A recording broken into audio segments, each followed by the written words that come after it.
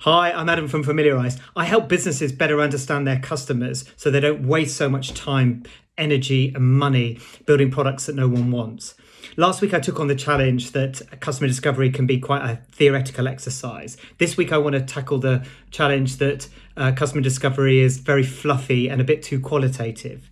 Firstly, it is an empathetic exercise, listening to your customer, seeing the world from their perspective, really important. But even though feedback is the breakfast of champions, it needs to be validated and quantified to be valuable. That's where hypotheses come in. Straight out the science lab with a few tweaks. Make a hypothesis about your customer, run some experiments, and repeat until statistically significant. I find hypotheses useful to validate things at a higher level about a customer. For instance, maybe I've got a customer who I believe is concerned about climate change, but just asking her that question won't yield much insight.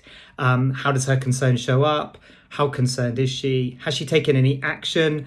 We're left in the dark and it's all a bit subjective. Whereas if we go down a level and ask more specific questions, we can get more objective evidence.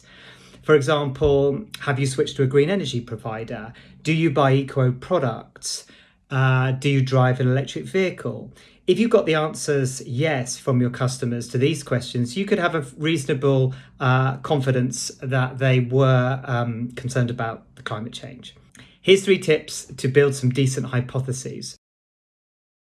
Tip 1, set your hypotheses up so they can be answered yes or no or multiple choice, something you could put into a spreadsheet.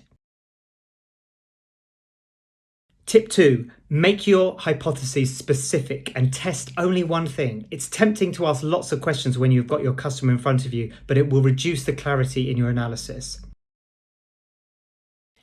Tip 3, try to reduce the number of hypotheticals in your hypotheses.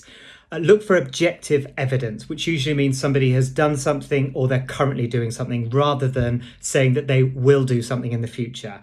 We can all say we'll start exercise next week. I wouldn't build a business around that hypothesis.